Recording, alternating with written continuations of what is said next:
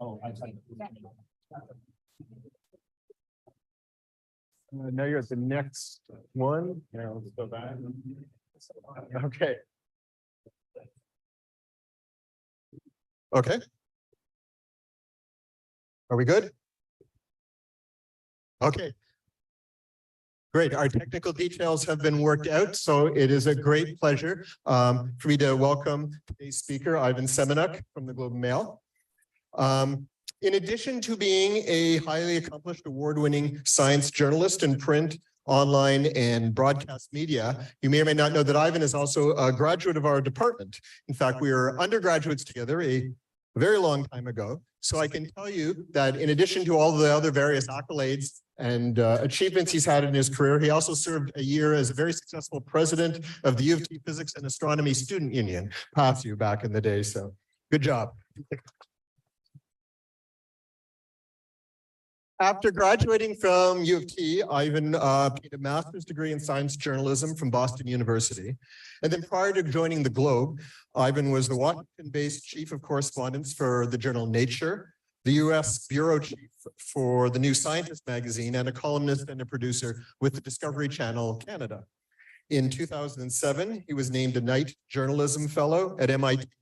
And in 2009, he became an associate journalism fellow at Massey College.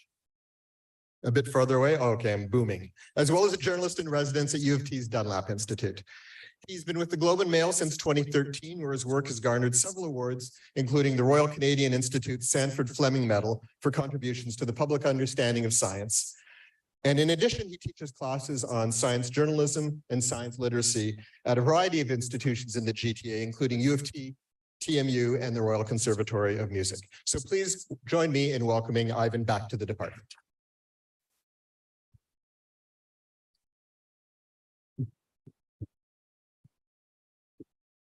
Okay, we're doing a quick handoff of the microphone here.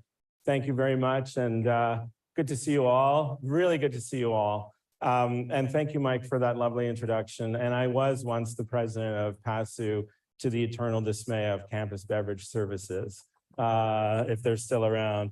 Why can't we sell beer for $1 a bottle? But anyway, they had it in bottles back then. Anyway, whatever.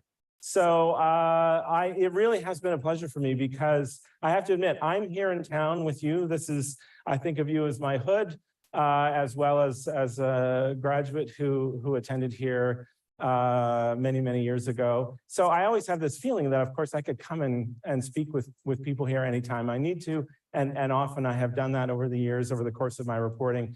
But you know how it is. You're never a tourist in your own town. So you always say, oh, I got to get down to this place or try that restaurant. And then you never do. So as busy as it's been, you know, when Mike asked me to come, I thought, for sure, I'd love to come and talk. And then I suddenly realized, what, a whole day?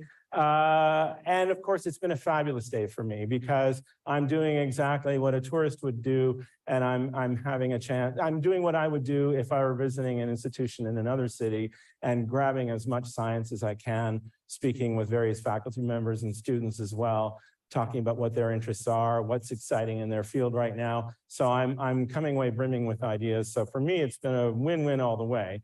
And I hope it will be for you as well. My goal today is to do for you exactly what I try to do for my readers at the Globe and Mail, which is to tell you something that could be interesting or useful or both. And the best way for that to happen, of course, is for you to ask me questions. So later on, I encourage you to do so.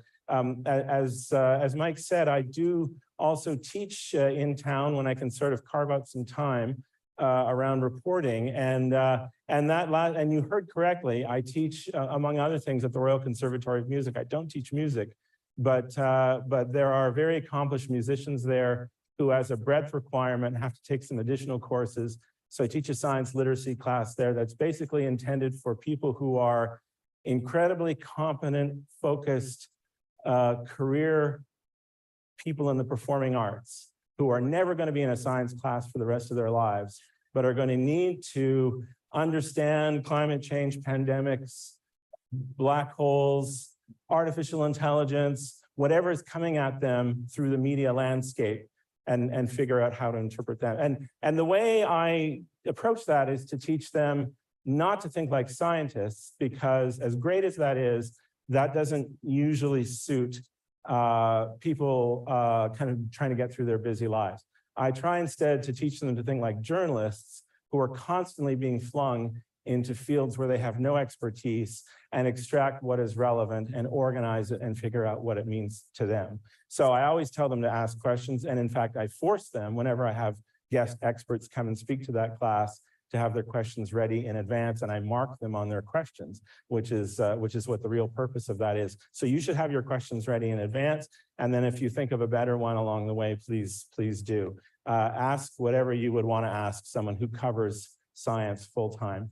I want to just start with, okay, so first of all, let me just talk about this, because when they ask me for an image, of course, you know, usually I know I've been to many of these talks before. Usually there's a figure or a drawing or a Feynman diagram or something. So I was a bit at my wit's end about an image, but then I realized I had just done a reporting job, an assignment out of town to cover the arrival of the OSIRIS-REx sample return capsule. You might have seen this on the news.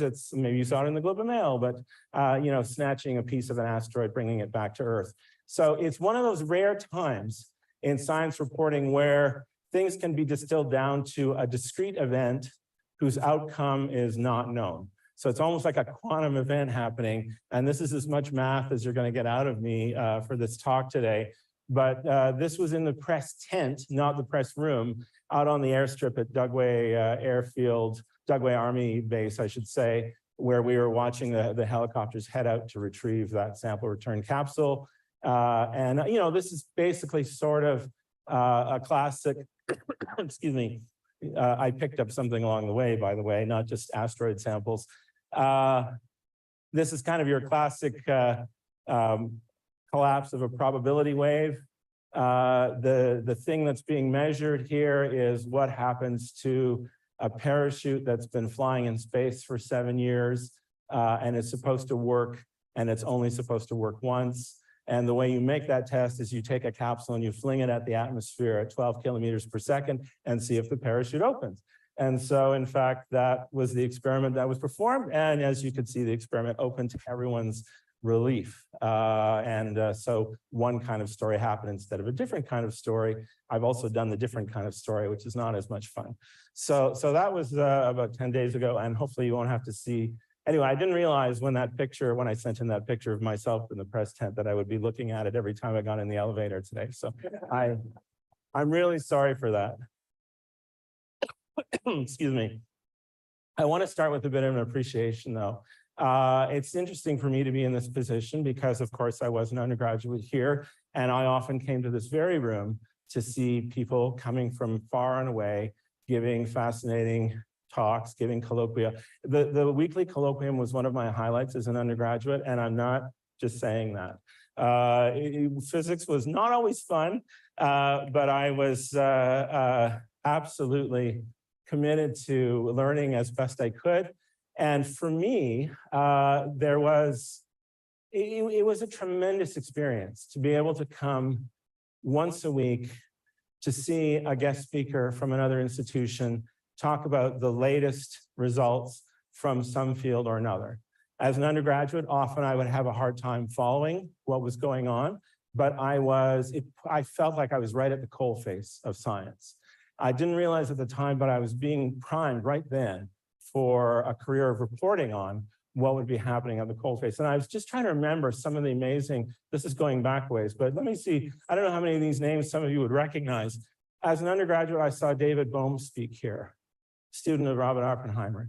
Alan Guth, a very, very young Alan Guth, just brimming with the first burst of inflationary cosmology. Imagine that. Look at those two names together, overlapping in time, two completely different eras of physics. Clifford Well talking about tests of relativity, John Bacall talking about neutrino detection, Freeman Dyson, I don't remember what he spoke about, but he totally had me in the palm of his hand. It was amazing. So those are some of the names I remember. There are many others. And of course, I think I'm happy to say, even since then, many years later, the range of talks has increased, and so has the diversity. And overall, of the diversity of the presenters, I should say. And over all of these years, through many jobs I've had, through many different cities I've lived in, I've continued to have the weekly email telling me what the colloquium is from week to week, even though I'm often not here. So that's been great. And so I want to say thank you, because I didn't know what was going to happen when I was an undergraduate, but I loved coming to these colloquia. And as I say, I think it had a big impact. So after that, there were 25 years of rewiring my brain. Mike's already done some of my biography. I don't want to bore you with my biography, but I just want to sort of organize it in these 3 tiers for a purpose. Because if you're ever wondering what it takes to be a science reporter or what kind of training is appropriate, it's not necessarily as obvious as the training that might be appropriate for a scientist. So I just want to mention these 3 tiers, because I think other people I've met in the field, and I've hired journalists, hired interns, and so on over the years, there's kind of a similar pattern. I've also put some other names on the side, because people who are not affiliated with these institutions also had a huge role to play in my development, and I don't have time to talk about them, but I just want to say thank you to all of those people for the effort and the interest that they showed in me over the many years. But anyway, I want to point out the Science Center, Discovery Channel, and then 2 publications in particular where I worked as an editor. You're looking at about a 25-year time span there. While I was at these places, first developing exhibits and programs at the Science Center here in Toronto, then producing science television at Discovery, and then a writer and editor of science news stories, first for New Scientist, popular science magazine based in the UK, and then as the US news editor for Nature. These all kind of contributed to my programming, I guess, for what I do now. And I would divide it into 3 questions. I was preoccupied, just as physicists are preoccupied with different questions at different stages of their careers. These are the questions that preoccupied me. When I was at the Science Center, I mean, it was a great job to have as a first job. And I ended up working there much longer than I expected. It really was like a graduate school for, especially in those days, before the internet, a graduate school for thinking about how to explain complicated things to people who do not have a stake in learning it like a student would have. They're not part of that transaction where, okay, you teach me this, I'll write the exam, and then I get a credit. It's not that situation. It's, you're telling me something, why do I even care? And how to do that as a serious pursuit, and to think about how it works and how it doesn't work. So, and different formats, different media, it was a fabulous experience for me to spend years thinking about that question seriously. When I got into television production, a different kind of question preoccupied me. I was good at explaining things by then, but I needed to find the story in a piece, especially in television, but this is true in all aspects of narrative journalism. Science is done by people. People have motivations. We are wired. I'm sort of verging here into evolutionary cognitive psychology, but we're wired to tell each other's stories because it's a convenient way to convey information. And the very bones of our language is based on nouns and verbs, which is basically actors and actions. People do things, and that's the essence of a story. So when you're making science television, you need to show people doing things and explain why they're doing what they're doing and kind of follow on their journey. That ends up being not just entertaining, but an incredibly effective way for people to retain information. It's much, much easier to figure out, it's much easier to remember what a scientist is doing and what they found if you follow through a short narrative of their journey, of that some portion of their journey, than it is simply to read the paper, even though the paper may have a lot more information and have it all condensed down. So there's a lesson there about the power of narrative. I took on that lesson. Then I wanted to go deeper into science, deeper into policy, and be able to talk about things that I didn't have to show on TV, that I could just write about. That led me to New Scientist and to Nature. And by then I was preoccupied with a different question. You could frame it in different ways, but the question would be, what can I say that hasn't been said already? What is new here? And how can we be at the leading edge of that? If we were at Nature, of course, we were competing with science, but always you are trying to create a value for the reader, giving them something that they can't get somewhere else. Through all of this 25 years of rewiring, I learned one other really, really important skill I'm just going to share with you here, which is, especially as a news editor at Nature, how you can circumvent the protocols and bury a pun in a Nature headline. So I know some of you are still looking forward to your moment in Nature. Some of you have had that great moment, your Nature moment this was my Nature moment in 2011. My favorite pun in a headline. People were not happy about this, but you can look it up. It's still there, and maybe 1 trillion years from now, in advanced civilization, we'll be going through our remains and reading up on Nature and seeing what we had learned, and there's going to be a snort or a smirk or something, and I'll be happy about that. So anyway, and by the way, Heidi Ledford, who was a reporter of that story, was a fabulous writer, and she was very good about it. But anyway, a few people had to be away on vacation for this headline to get through. Anyway, so now I'm in a different place in the city, a different tower.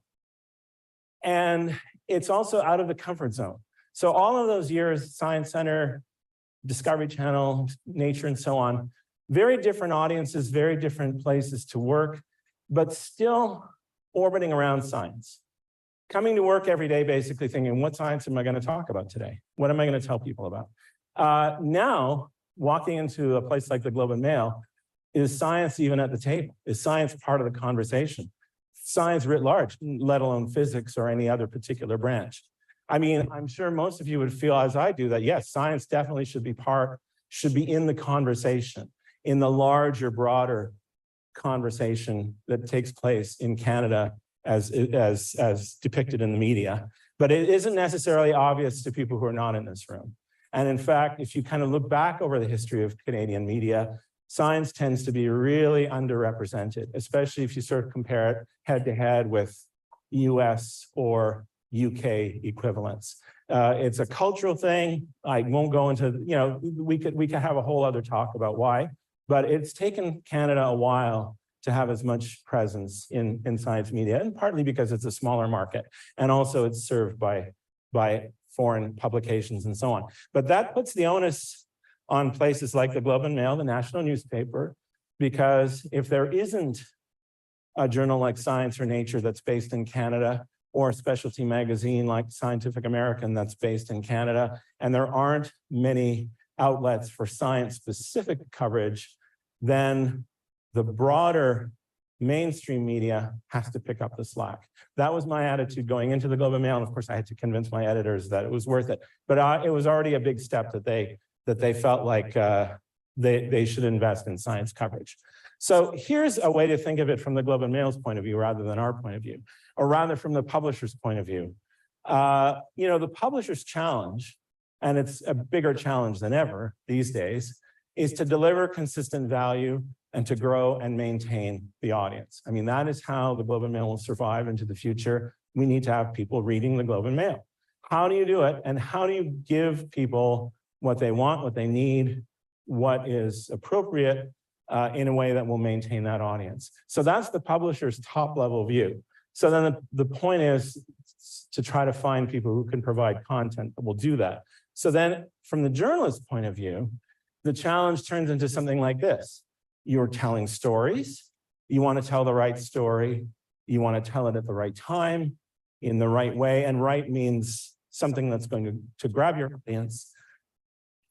And in doing so, you have to understand what's important in the long run to people.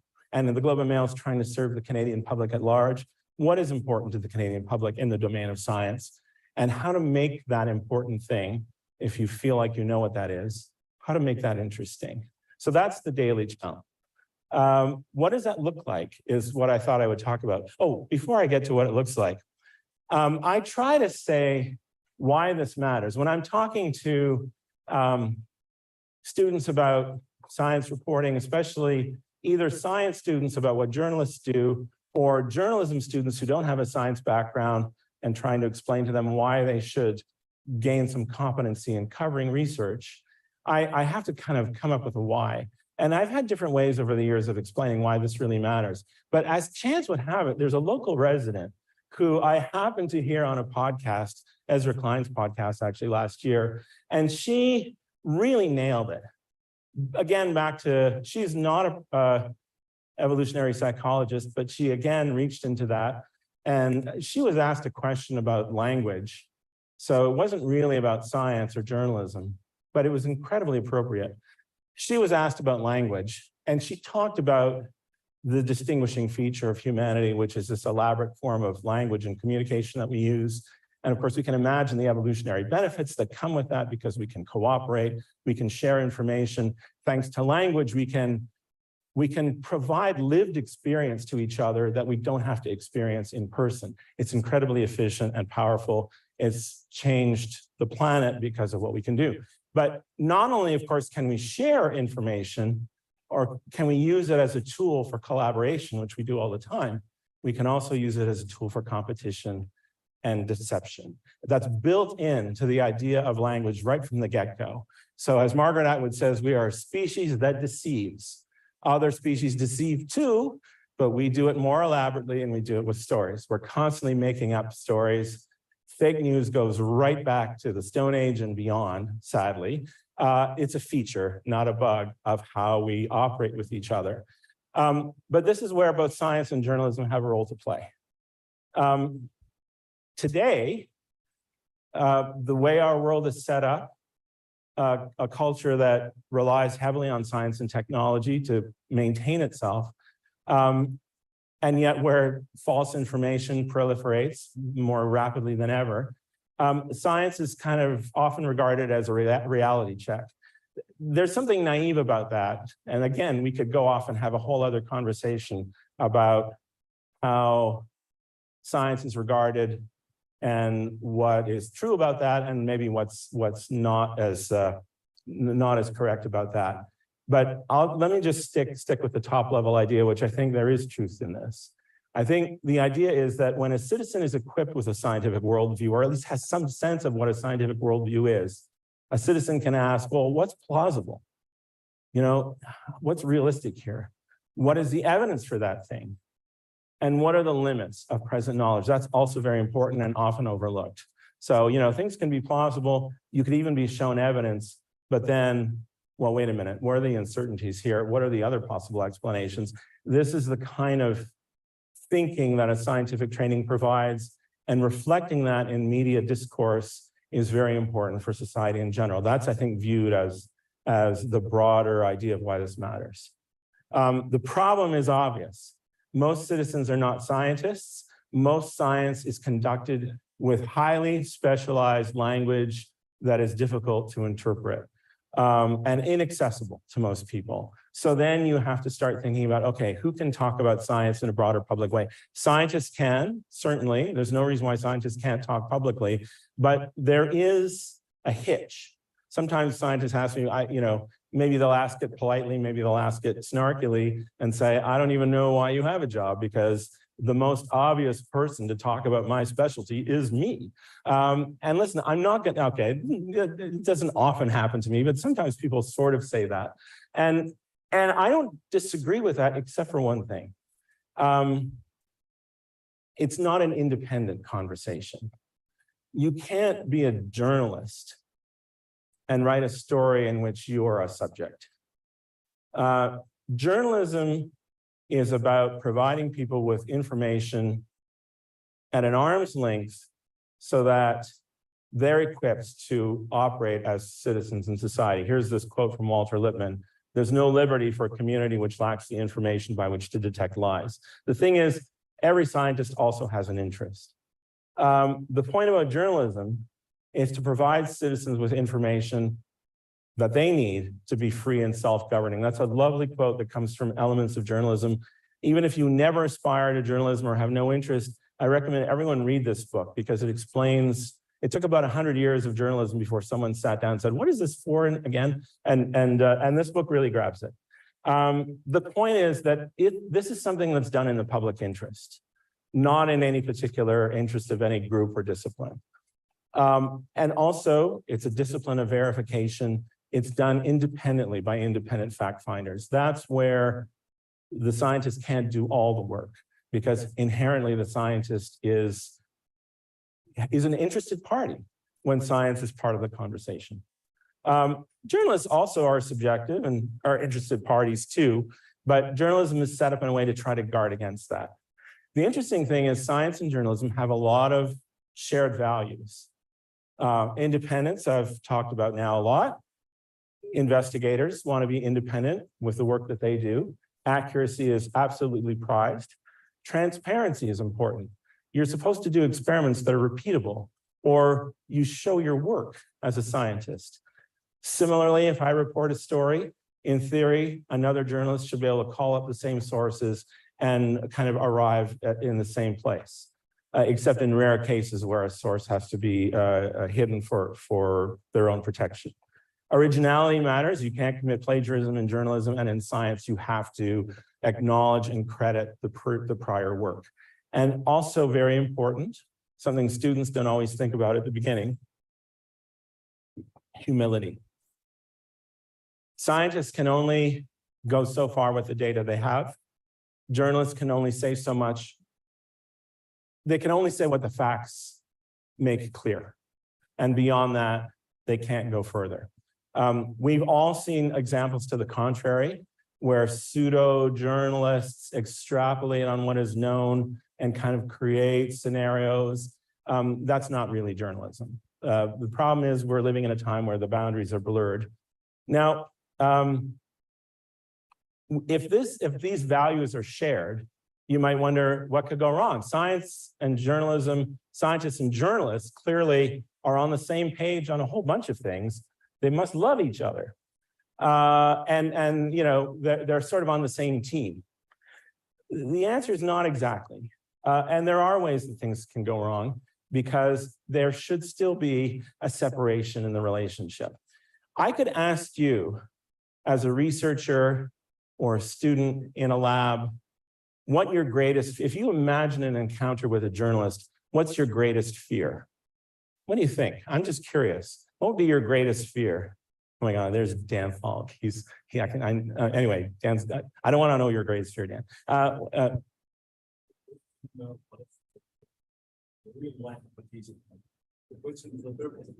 Oh, what's your real life like? Oh, that's it. Is. Oh, the purpose of, okay, yeah, that's in. Well, I don't think you should be too afraid of answering that. You should expect that question, I think. A lot of people tell me they're afraid of being misquoted, which actually doesn't happen very often in these days. Usually you're being recorded and what you said can be demonstrated back to you. I've certainly been in that situation. But here's what I worry about, or here's what I wake up in the middle of the night thinking about. I'm sure you all recognize the gentleman on the right, especially after this summer. You may not know the gentleman on the left. That's William Lawrence, reporter for the New York Times, two-time Pulitzer winner and co-founder of the National Association of Science Writers. Highly lauded, respected science writer who covered the Manhattan Project and was the only reporter to see the Trinity test. He wasn't in the movie, but in real life, he was there. So great, that sounds like an awesome assignment for a New York Times reporter, but it's fraught with issues because he was there on behalf of the War Department. And while working for the Times, also wrote press releases for the government that downplayed the effects of radiation from the bombs that were dropped in Japan. This is a situation no journalist would ever want to be in, and looking back in time, seems inconceivable that it would have happened, but it did. That was, and you can certainly follow, there's some wonderful books written about this period. So that was one of the, all kinds, if you saw Oppenheimer this summer, I'm sure if you're a physicist, you walked out with all kinds of thoughts about the moral slippery slopes that were involved in the Manhattan Project. This is one for journalists too. So there is such a thing as being too close or feeling too much like an ally. So we're still here to report the news. I think we're an ally in the sense that journalists are in favor of a free society, and a free society needs to understand science, full stop. So we're certainly in agreement there. And there are many other ways in which scientists are incredibly helpful to my work, but I also have to be mindful of that separation. So that's something to bear in mind. And it's an imperfect messenger. Let's check. Okay. So science is done in a very different way from journalism. Mainly, it takes a long time. There's a lot of uncertainty. There's a lot of preoccupation with peers, with funding agencies, and it's incremental. Journalism is like this minute right now. It would be so good if the story had been yesterday. It might happen in hours or days. While uncertainty is part of it, certainty is sought after. Let's get the facts. That's just built into how journalists work. So that becomes a challenge sometimes dealing with science. And it's conducted with the audience in mind. So there are some separate motivations there that can pull in different directions. And what you can sometimes get when it's not done properly, so now I'm going to have at journalism, is journalism that doesn't work well or doesn't do what it's supposed to do. Here's some of the things that can go wrong when journalism is done weakly. You can have an overhyped story. This is actually what I mainly worry about. I'm not worried about being invited to a nuclear bomb test, but I am often worried about overhyping a result or falling, or being lured into something that maybe isn't all that. And then if you don't source the story, I could ask you this question, for example. Suppose you have a paper coming out in Nature or Science or Physical Review, and I decide I'm going to cover that research. What's the most important phone call I'm going to make? Maybe the first phone call I'm going to make. Any thoughts? Who am I going to talk to? Well, you might think I'd want to talk to you or the lead author, and I will. But it's a given. You've got your paper coming. Most people are ready and happy to talk to a journalist when their paper is coming out in Nature.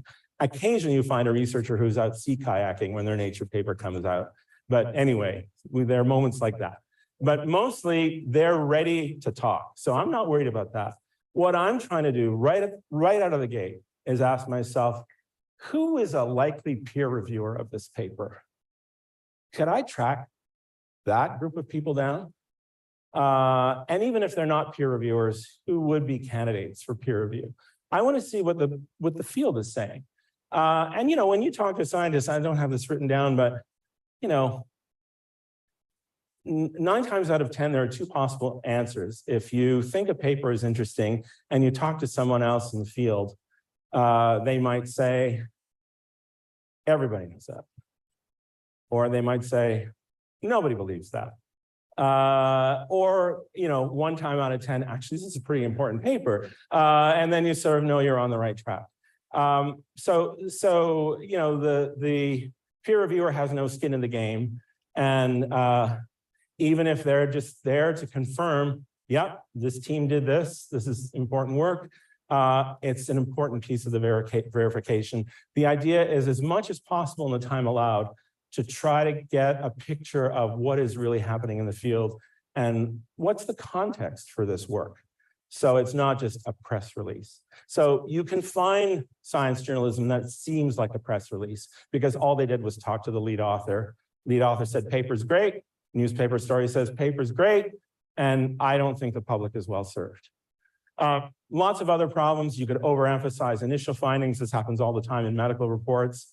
There's a lot of attention to the unexpected, or, especially if it's climate change, to what exactly confirms what you think, without any sense of limitation or uncertainty. There are stories that can editorialize. The writer starts to go off and harangue readers, going beyond what the facts show. Or the alternate error is to provide a false balance, to try to make it seem like it's an either or.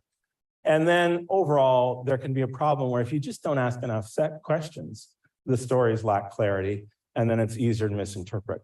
When I teach students, I I try to get a feel for how they understand the science that they're receiving through the media. So I'm going to play a game with you right now, a game that I do with my undergraduates. You'll be a whiz at this, but let me just give it a try. So the idea is if you pick up your phone and you start reading some science news, how do you know if it's really journalism or not? So I'll give you some examples, see what you think. Just don't say the answer out loud. Here's a piece. Satellites show mysterious fairy circles in more parts of the world. And you can sort of see the banner at the top. It says the New York Times. Do you think it's science journalism or not? I would say yes, and not just because it's in the New York Times. It is, in this case, it happens to be written by a freelancer, but it's written to the New York Times standards. It's coverage of a peer-reviewed study. It's pitched in an interesting way, these strange fairy circles, these circular patches in deserts around the world. But there's ample comment from outside experts who are not co-authors. So it's a good piece of science writing, kind of curious. Here's another one.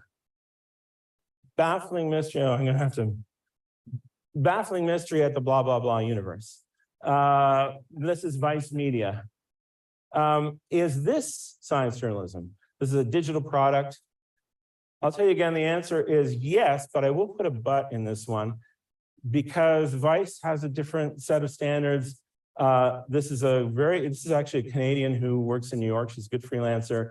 But she's not required to talk to other people other than the co-author. So I feel like it's going to be a bit of a shallower story, but it is a journalistic product. It's written by a journalist for the audience, on behalf of the audience. Here's one, Science Daily, your source for the latest research news. New evidence indicates patients recall death experience after cardiac arrest. Does this look like science journalism? It is not. And the reason is, because this is a press release. It's on Science Daily, which says it's your source for research news, is an aggregator for press releases from universities. I'm not saying that this is wrong. In this case, it's not a university, it's Elsevier, it's the journal that's put out this release. So they have some quotes from the co-author, they summarize the study. I'm not saying the summary is wrong. I'm just saying it's not written on your behalf. It's written to promote the journal. Universities do what they do as well. Again, not to say it's wrong, not to say it's non-informative. I mean, there's a good example very closer to home.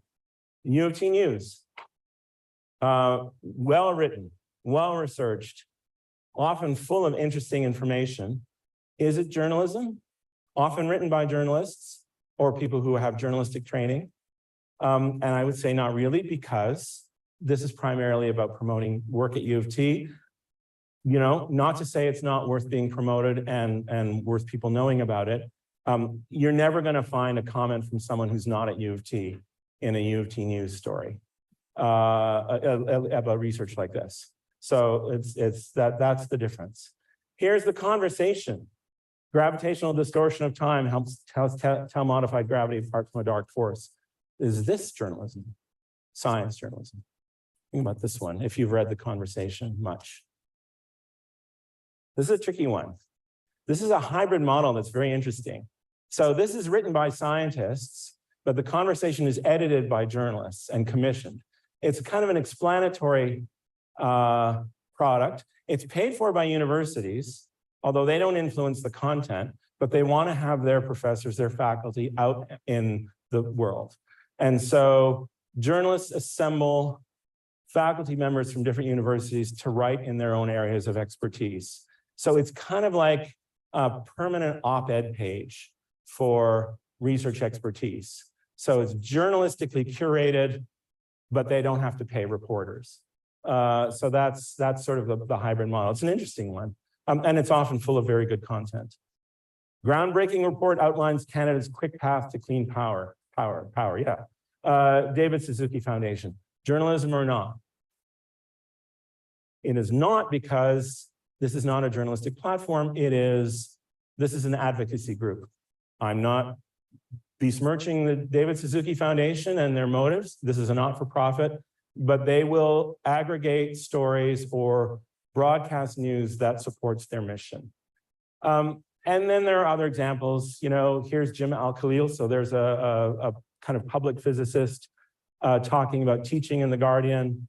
Here's a Stone Age skeleton at CTV News. I point out these examples for two reasons.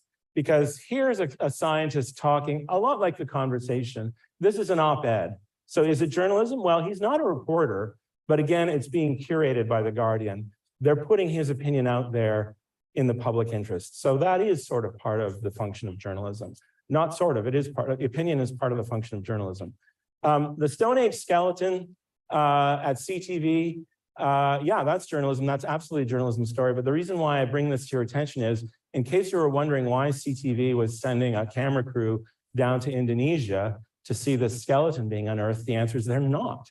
This is a Wire story. This is from Associated Press, I think. So, you know, media are also full of Wire stories. That's not to say, they're journalism, but the platform that's bringing it to you is not responsible for that story. So if there's a mistake in this story, CTV doesn't know about it. It's Associated Press that's made the mistake. Why am I going through all of this? Because to my students and to most of the world, all of the things I just showed you look exactly the same. And they are on the phone exactly in the same way. They have no distinction. I try sometimes to kind of create, their sense of it is it's all kind of newsy because it's written like news.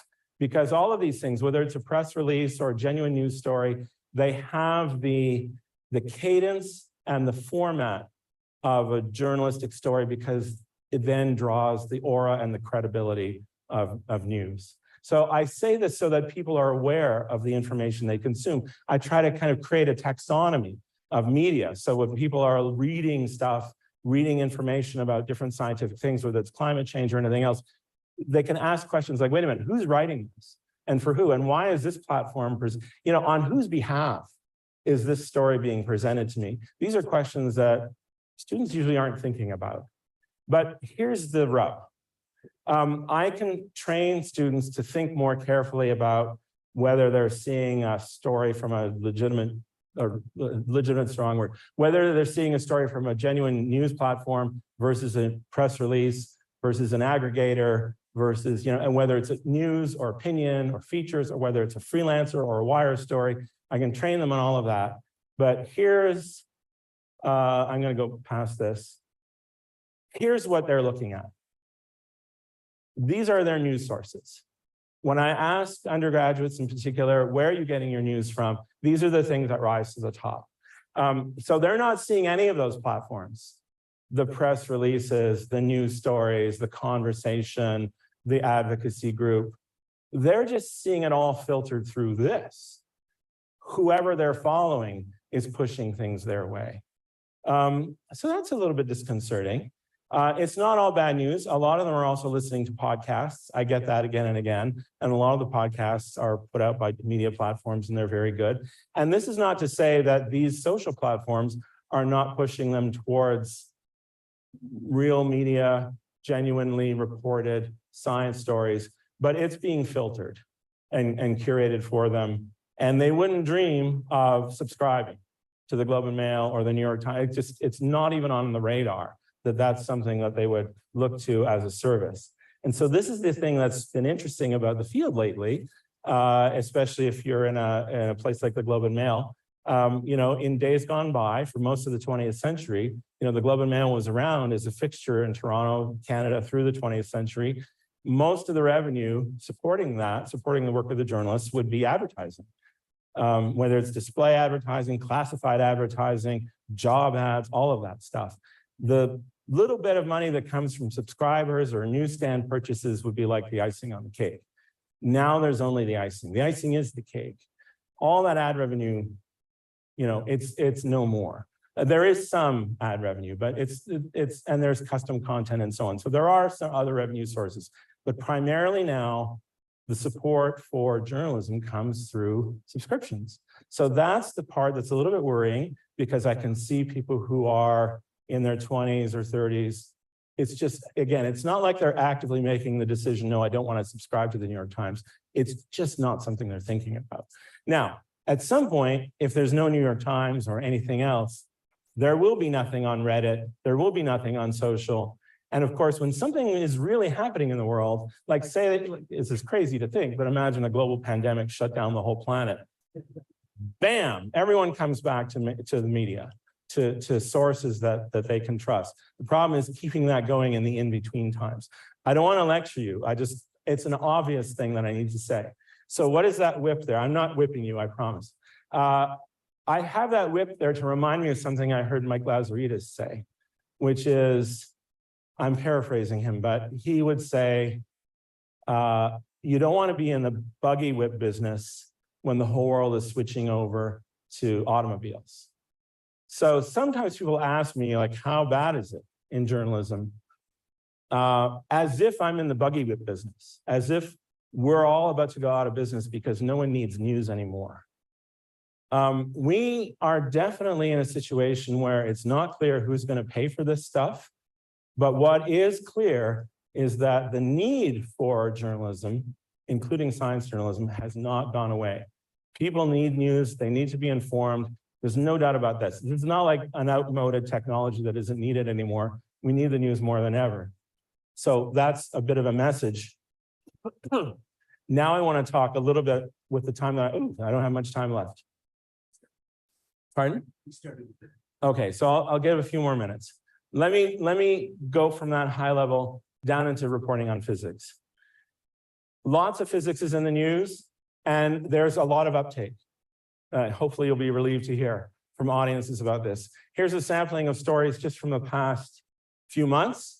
And from the far right, stories that were written in a matter of minutes. I'm not kidding you, right? You wake up at 5 in the morning and wait for the Nobel announcement. And then in as short a time as possible, you write about an area of research that you know nothing about and try to put that up online as fast as possible. Or it could take a couple of days. A big paper's coming. You have time under embargo to speak to some of the people and you have a little bit more time. Or the best thing, the best kind of driver is not one event or one paper, but a larger trend. Super CDMS coming to Snow Lab. Developments in nuclear fusion. Still a long way from being commercial, but interesting.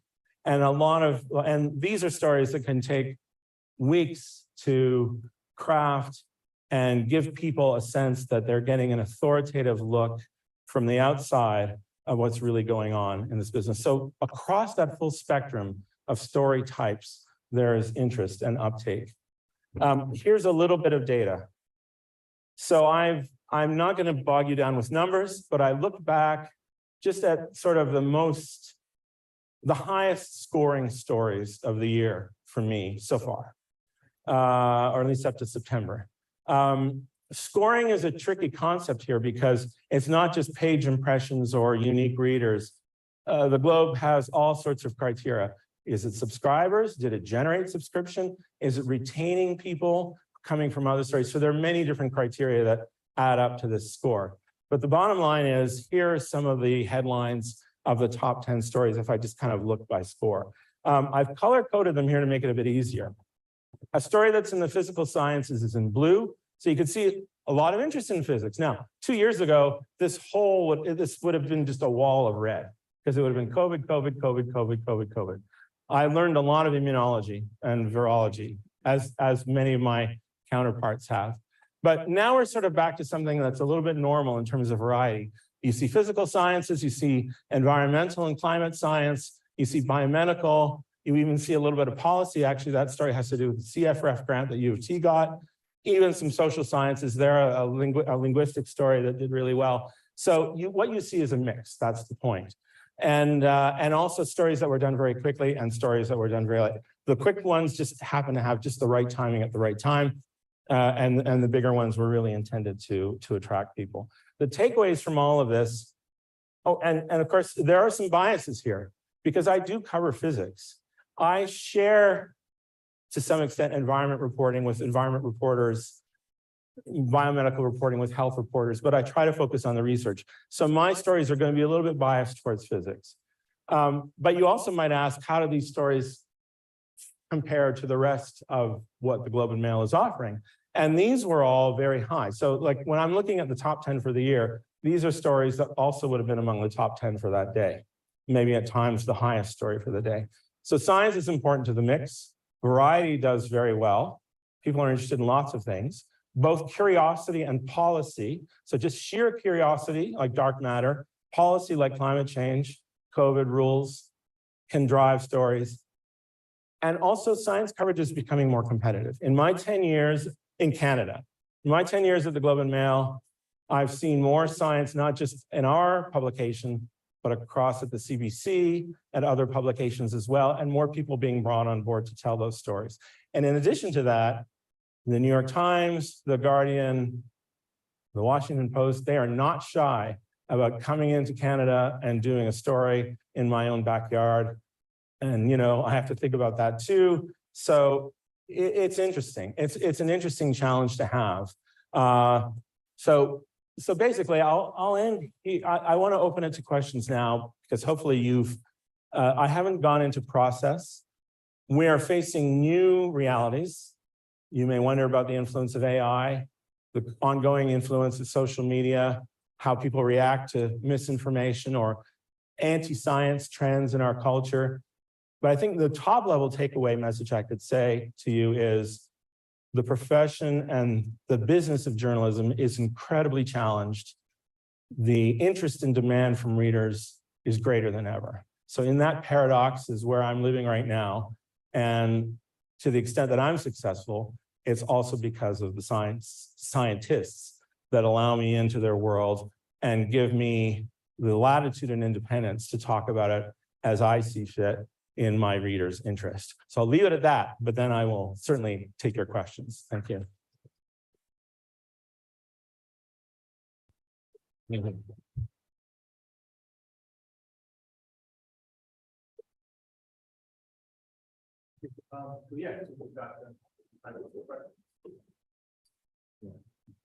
Sure, absolutely. And I think I'll have to repeat the question in case there are people online. Okay, so I have a question about science communication. So it's already the case, it's many experts that you have to explain it by another process, get you a quick way to access a common question in the context, but also you can get your own. Right. So you're trying to think about this. Is there like a kind of a sweet spot where you can balance these two, the communication with the scientific different, but more to do specialty and also for the public? Yes, there is a sweet spot. So the question is there, when you're trying to explain a difficult concept, there are many, I think there are a lot of challenges in doing that. And you only have a limited space, of course. So is there kind of a sweet spot in how you do that? So there are, and in fact, it goes back to some basic, when I did a journalism degree, I had to do like a city room class where I was going around covering council meetings and protests and so on. And I still remember the teacher of that class. She was a reporter at Newsweek. Her whole thing was ABC, accurate, brief, and clear. It's this mantra, but it actually works very well beyond journalism, just into the realm of science communication and explanation. Accuracy is very important, but so is brevity. You can't take too long. And ultimately, you want clarity so that people come away with the right idea. Now, let me take one step further and create a metaphor for you, because when I teach, I would say this is the most important thing I talk about. The biggest obstacle for people who are learning how to communicate science, if they're journalists without a science background trying to talk to researchers, or if they're scientists who are trying to learn to talk to the audience, the biggest obstacle is leaving this context behind, the lecture hall. Journalists are trained and comfortable to buttonhole the prime minister, local politician, Doug Ford, whoever, ask tough questions because that's what their job is. Those same journalists have a really hard time asking scientists questions. And it's mainly because their context for speaking with scientists or authority figures about science is a classroom context. Scientists get a lot of deference from media, partly for this reason, because there's this sort of looking up to the professor. So I try to break students from that habit to say, you're not the student here. You are a citizen co-equal with this researcher who deserves respect but also you're empowered to ask questions on behalf of the public. It's not your question. It's for everybody that you're asking this researcher, often who is receiving public funding, what the hell are they doing? Explain it to me. And if I don't get it, you're going to have to explain it again. So that's an important lesson. And then I turn around to the journalists and say, but here's the rub. You also can't do the reverse. When journalists are intimidated by scientists, they try to emulate them. It's just a natural human thing. I've seen this before. Students who have no science background, they start to interview a scientist, and then in their story, they talk like the scientist. They emulate their language and terminology and start lecturing their readers. So I have to say, that's not it. You're not teaching people. You are guiding them to some information that they need. So the metaphor I use is like the mountain, up the mountain. It's not about, so if it's a classroom and you're the professor, the student's job is to keep up. I know it's more humane than it used to be, but you still got to keep up. It's on the student to keep up. That is not the relationship between the journalist and the reader. It's not about their ability, it's about your liability. It's like you're the paid guide who's been paid to take this group of people, this group of novices up the mountain. If they fall off a cliff, you're the one who's getting sued. It's not them who's failing the exam, you're going to court. And you should think of it that way. If they don't understand your explanation, it's malpractice on your part. So how does accurate, brief, and clear come into it? First of all, you have to not make the journey too steep so that they give up. But you also have to make it not too dull so that they don't say to each other, what's the point of this trip? And then they just leave you for that reason. And finally, and most importantly, you want to make sure at the end of the trip, you haven't guided them to the wrong place. It's hard to know that sometimes because like people might say, oh, now I get it. And actually, no, they got something else. But without going too much further into the process, that's the essence of what I'm trying to tell people, and especially for the journalist to take on the responsibility for that explanation, but then to turn around and demand clarity from the researcher as well. Thank you. Go ahead.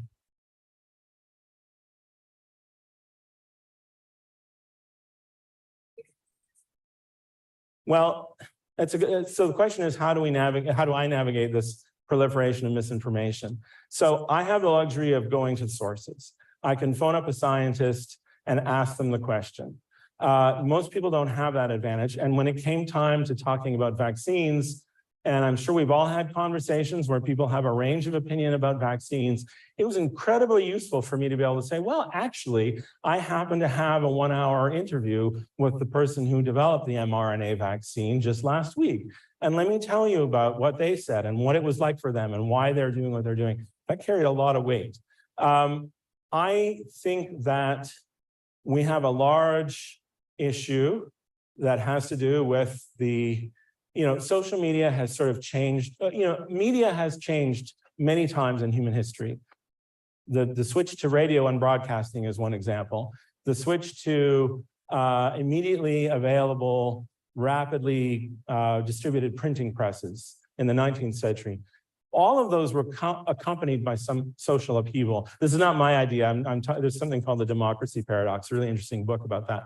So it's probably not a surprise that as our media are changing, there's also some social upheaval that goes along with that. The longer term, so the metaphor here is a little bit like a disease, right?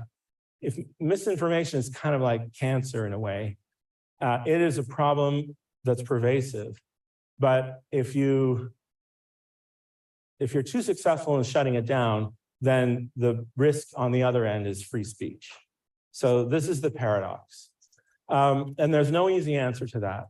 So all I can do is try to put out the best information possible and try to stand back from the heat and add more light. And maybe that's not going to sink in. And of course, for every the irony is there's more great science journalism now than there ever has been before. And it's more accessible than ever. It used to be that if I wanted to read the New York Times, I would have to have a subscription at Book City and every day go and pick up my copy of the New York Times. Now it's just on my phone. And that's true for any other newspaper in the world, any other magazine. So in theory, I have access to as much great media as ever. But at the same time, there's just been an explosion of free bad media everywhere. So all I can do is try to work on my end of the scale to create the best information possible, and also encourage people to think about the information accessing. And a slide that I bleeped over, I will mention now.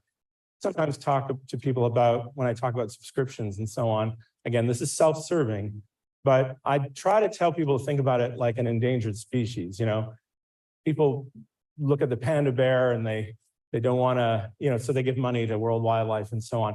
So I encourage people. I realize that this is sometimes a lot, but people, you know, get Disney Plus or whatever. Anyway, think about your factual information, not just the fiction. And think about 5 publications that you think should not vanish from the face of the earth and subscribe to them, whether you read them or not. Because for now, that's the only thing that is keeping it going. Maybe there'll be a different thing. CBC doesn't count, by the way, because you're already paying for CBC. So you have to pick 5 other ones. Doesn't have to be the Globe and Mail, and subscribe. Anyway.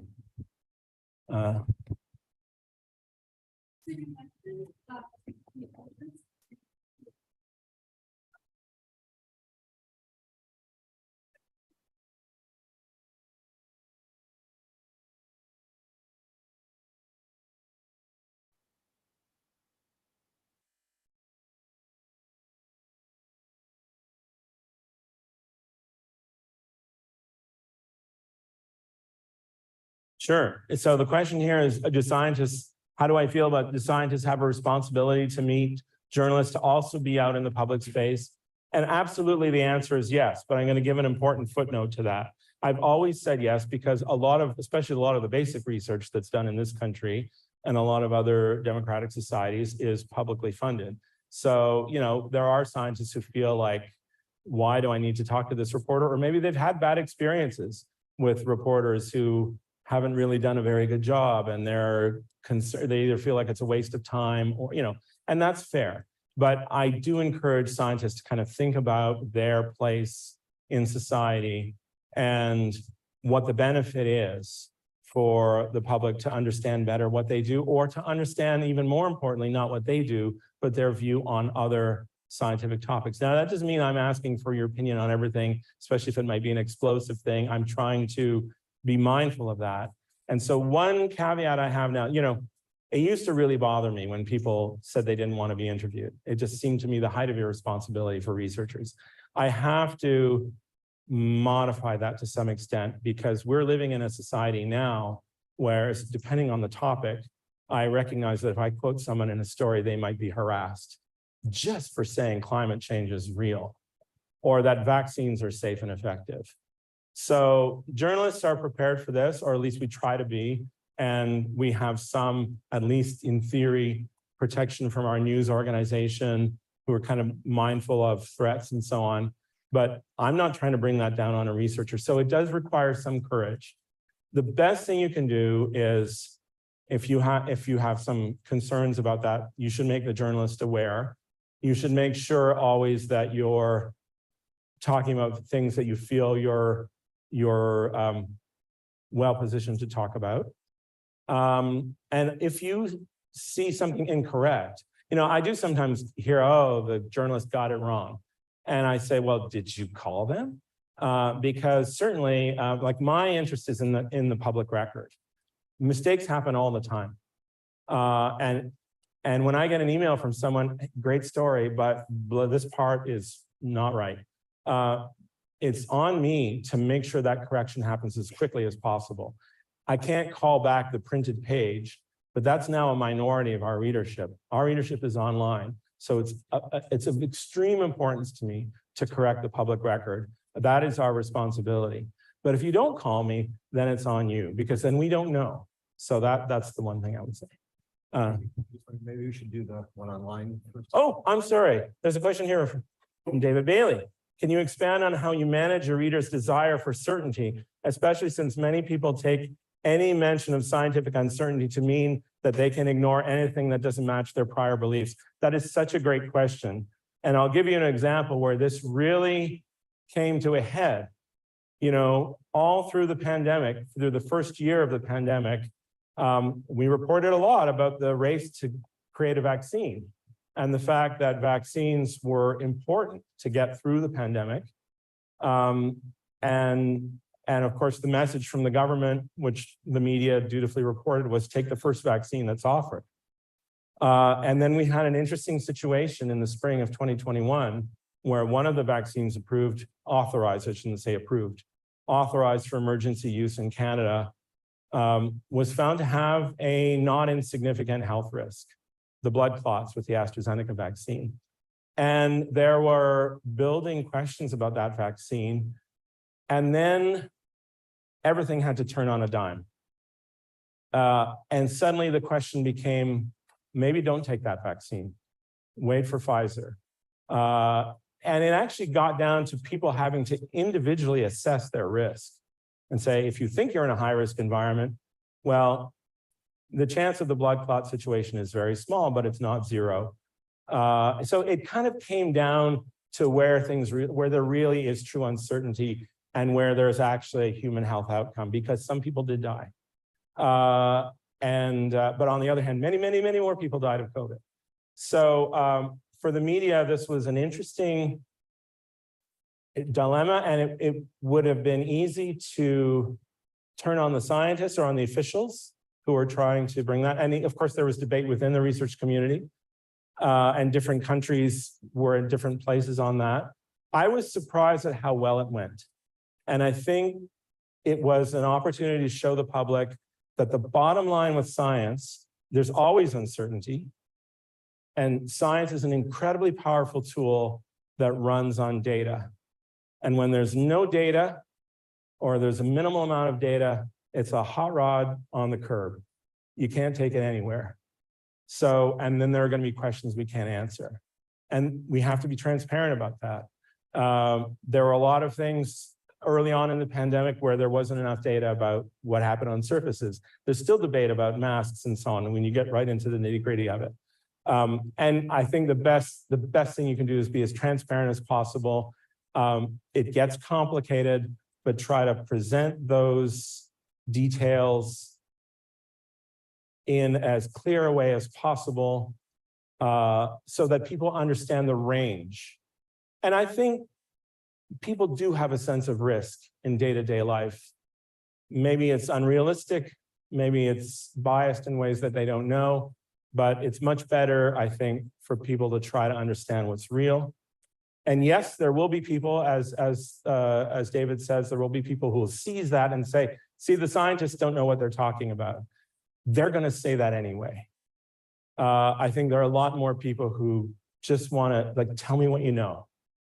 And then say it and say, that's all we know right now. And next week, we might be telling you something different. It was tough for editors to take that on board, because editors also, the people behind media platforms, felt the duty to inform and protect the public. So it's weird to say, I'm telling you to do this week, and next week I could be telling you something different. But everyone had to learn that lesson about where the data are, like why the data matter. So I hope that answers that. I think maybe we should take that as the last question now, and so we have time for coffee afterwards. But so feel free to come and join us for coffee and talk to Ivan Otis website. Thank you. Great talk. Thanks very much. Right. Yeah, there's water. Hi, sorry, I had a question for you. Mhm. So, I mean, a lot of discourse about science in general now more than ever is very rushed. Like, for context, the claim about temperature superconductor. Yeah. It's like people going wild on Twitter, Instagram, whatever. And for context, I was following Twitter that this person kept changing their mind every day. They were like, "Oh, this is big." The next day, they were like, "There are some other people who tried to recreate it. We're not able to. Right. Probably not true." But then the next day, they're like, "No, we're back. This is good." Yeah. Do you think that takes away from your punchline when you do a well-detailed, hard thought about the proper? I don't think so. I think that I think there are two kinds of stories. Let's take a sports metaphor. The Blue Jays are out of the playoffs. So today there's going to be a story that kind of dissects their season. But during the game, you're kind of just, here's what happened, here's what happened. So with the high temperature superconductor, I mean, there was a lot of skepticism, which should be made clear.